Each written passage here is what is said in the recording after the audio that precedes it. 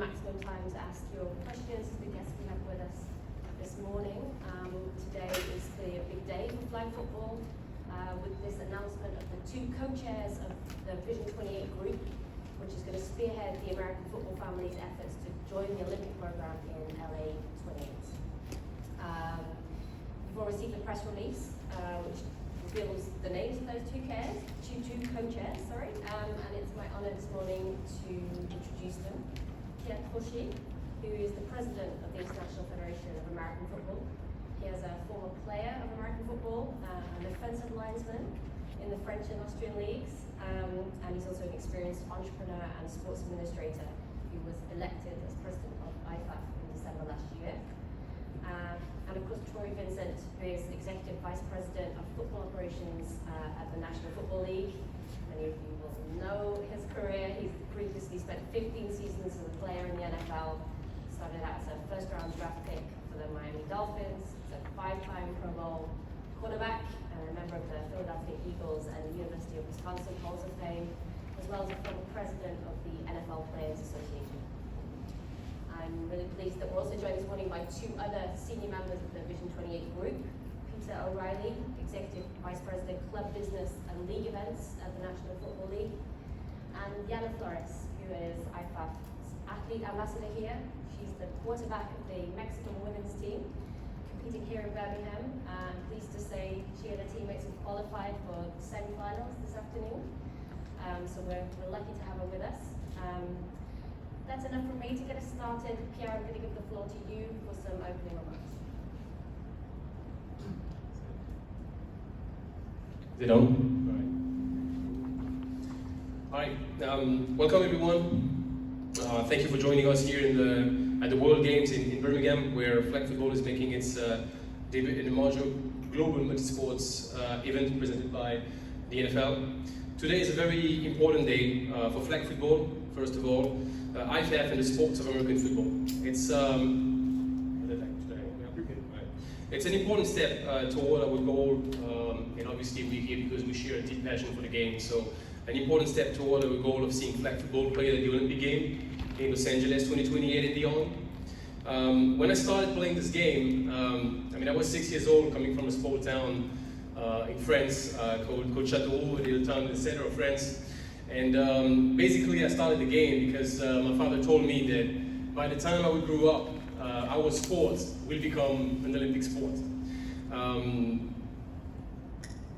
Today this dream feels closer than ever for us, for all the athletes and for every football fan all over the world.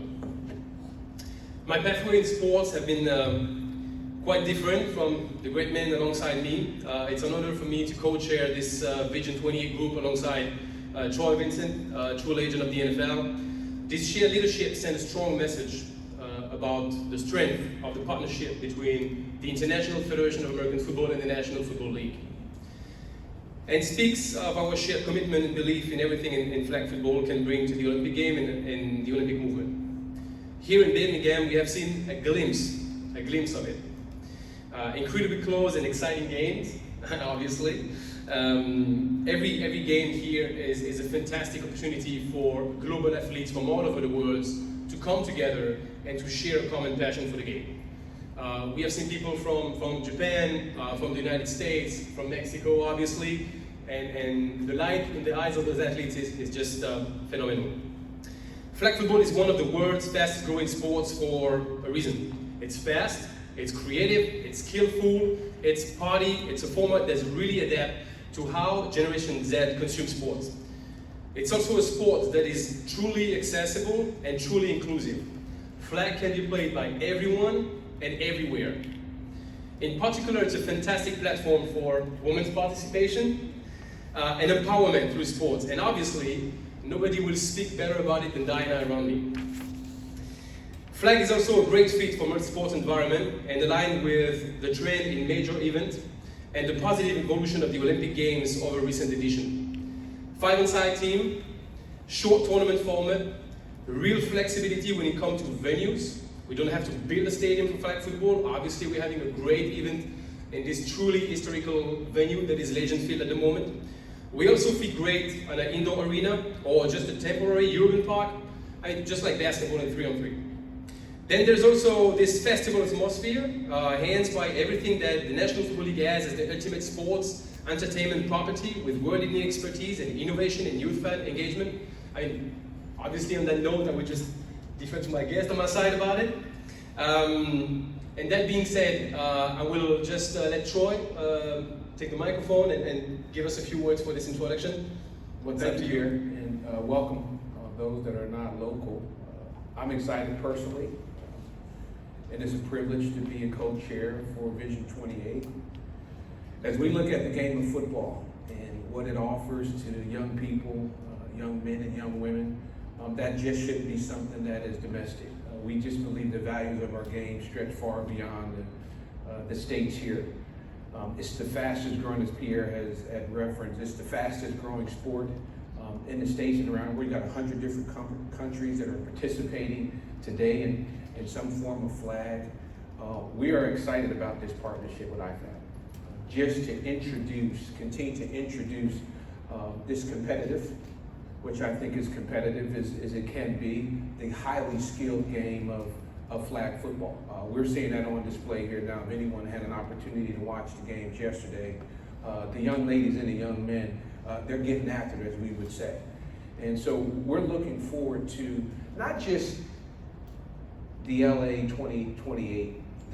We want to make flag football embedded in and possibly be part of the Olympic Games for decades to come. That's the ultimate goal, not just LA 2028. So I'm excited about the partnership. We, the National Football League, we're excited about the partnership and our mutual alignments to growing this great game of football globally.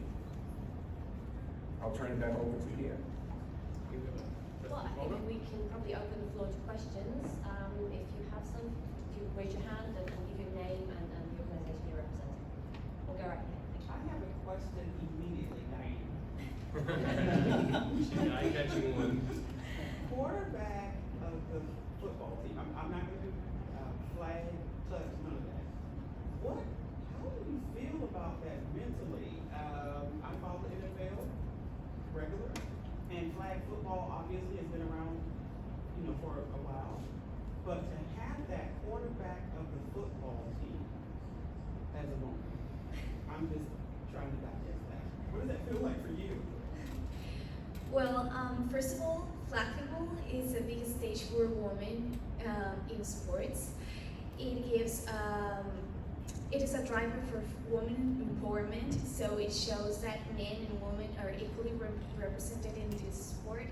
So that's one thing I love flag football, because it gives you this opportunity to develop yourself as an athlete, to give your best potential in the field, and there is not barriers on this sport. So it breaks barriers, and for me, of course, it is a challenge also, but I mean, we get to share the love for football and flag football, and the opportunity to show myself and grow as a person and as a woman on the field, it is the most important thing for me. So I think that's one of the most important things of flag football, that it doesn't matter where you're from, it doesn't matter if you're a man or woman, you have the same opportunities to be the best on the field.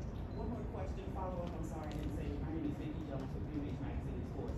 What would be your advice to any other woman in terms of athlete sports going forward, even though there may be a stigma, it's just for men, or you can't do this? What would be your advice? Okay, so try it. You can do whatever you want to do. This is the moment for women to show our potential on football through flag football. You have a lot of things to show the world, and flag football will give you these weapons, this opportunity to show the world what you have to give. So, Thank you. try it. Go right here at the back. Yes, Neil Posey, CBS 42 News out of Birmingham. For Troy Vincent, just kind of talk about what it takes and what the Olympic Committee is looking for to get this in 2028, and in your mind, does it meet that criteria? Well, no, I think it begins with football for all, and that's our position. Vicki had asked a question about the women's piece, and when I look at it, I often get asked the question, what is the future of football, not NFL football? What does the future game look like? It's women. It's truly a global sport, and I think the all-inclusion aspect of the game of flag football, I think access.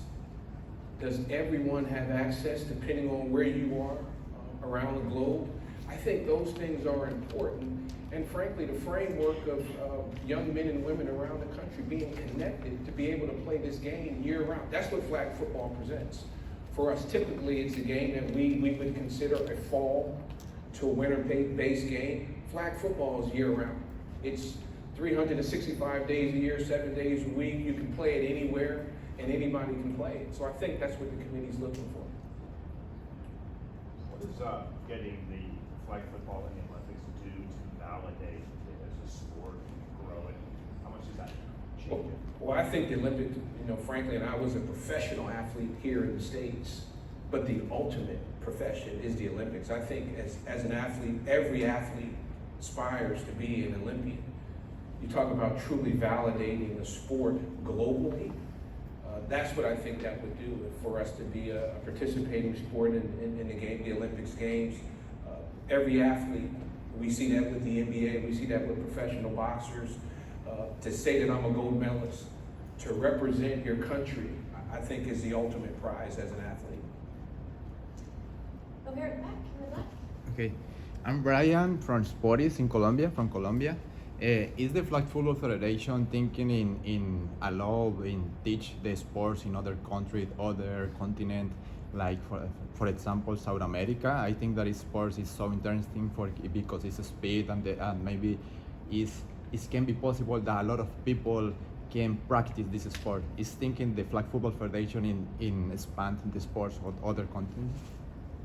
Well, IFF is about 72 nations all over the world, so the game is actually developing, not just domestically, but all over the place. So obviously, we speak about South America, we speak about the United States, about Canada, about France, about Europe, about Asia.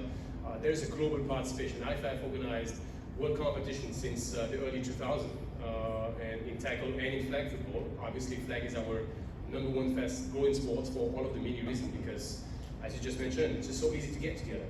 Just get the sneakers, get a place to play, get your friend together, get a flag football bed, and as soon as you throw a pass, you score a touchdown on the biggest stage that is happening on the sports market right now. So you still have this, as Troy said, football for all. It's very easy to play, very easy to understand, 5-on-5. The rules are very simple.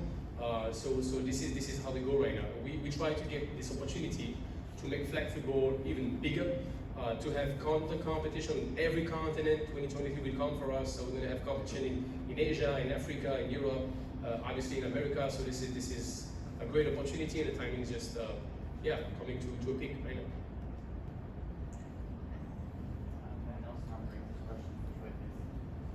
We've seen the NHL linkers that they're not necessarily willing to release their players from the Olympics. So NHL players did let their players have to play the Olympics. Would the NFL be willing to release players to play the Olympics? Absolutely, that's why we're here. And I think the world wants to see the best of the best. We start to talk about skill level, and they should be able to compete. They'll have that option and choice, but that's why we partner with IFAC. It is to grow the game, and having the best compete against the other best. Absolutely. And I'll just add to that, that's not just American players. We've got 85 foreign-born players in the NFL right now, so the number of foreign-born players playing at a very high level would be very easy to be interested in competing in the Olympics and be involved, to Troy's point, on that ultimate aspirational stage of the Olympic Games. It's a very powerful thing, not just for U.S.-born athletes, but for athletes from around the world.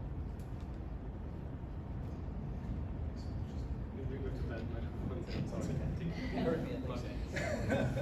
Do we have any more questions for the panel here with today's announcement?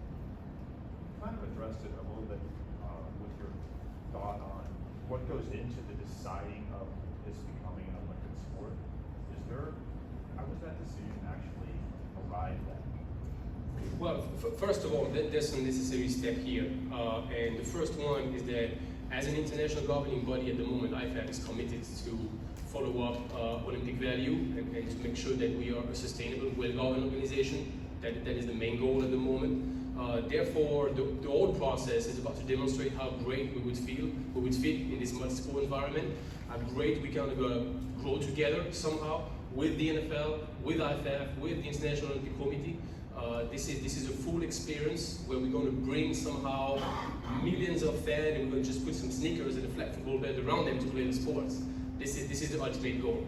So to get to your point, the main action right now is really to grow as an international governing body at a sustainable point of view, as a government point of view, demonstrate our capacity to be played all over the world, to attract millions of people that are fans of all of those superstars that play the game, and to demonstrate how great flag football is to develop our sports that we love so much, our passion, I would say. If you want to jump in, right? Senator? If there are no more questions for the floor, before I hand back to Josh, maybe I just throw one to you, Peter, on the end there. Very broad question. What do you think American football and the NFL within that, as part of that coalition of stakeholders, can offer the Olympic movement overall? Building on Pierre's point and to the question, we'll follow IFAF's lead, and we're proud to partner with IFAF in a major way. But we've got, as Troy said, we have incredible respect for the Olympic movement. We share, they come. I have the great privilege of overseeing the Super Bowl every year. We host the IOC there. We learn from them, they learn from us. And I think that bigger opportunity, in addition to growing flag football for women and men around the world and growing it as a young, fast, vibrant sport, is also how can the NFL with IFAF come together with the IOC to do something really special in terms of growing global sport, thinking about the fan experience. We think about it every day. We put on a big global event in Los Angeles last year with the Super Bowl. How do we take what we learned, the respect and aspiration and inspiration we get from the IOC, and come together to do something special? And that is rooted in the game of football, but has the potential to go well beyond that. So that's what gets us really excited, and we're just honored to be part of that process. Okay, Josh, I think I'll hand back to you. I think you have some questions, perhaps around the tournament and the final stages of flag football here. One more. Yeah, Roger Garrett, the sports manager at the World Games. 17 gentlemen out. I just want to ask, we're all media here. What can we do to help push for our athletes? Give us a direction so we can help you all with the search. Can I begin? Because it always starts with the athletes. I think coming out, watching folks like that, you come out and just watch, because most don't have a real picture of what it looks like. They think of the traditional, what we've seen for years. When you watch these athletes, highly skilled, extremely fast, as a professional athlete, my most difficult time during whether it was practice, it was during times when it was 7-on-7, 6-on-6, 5-on-5. That space and speed, and seeing the skill set of both men and women compete, just you coming out and visualizing that, I think it'll just give you'll want to promote it. Because you'll really walk away saying, wow, they're highly, not just skilled, it's competitive as all get out. And you want to just tell the world that you have access to this. There's no barriers to entry to flag football. That's what I would say to all the media members here today. If you have an opportunity, take a peek, take a glimpse, and then tell a story of what you see.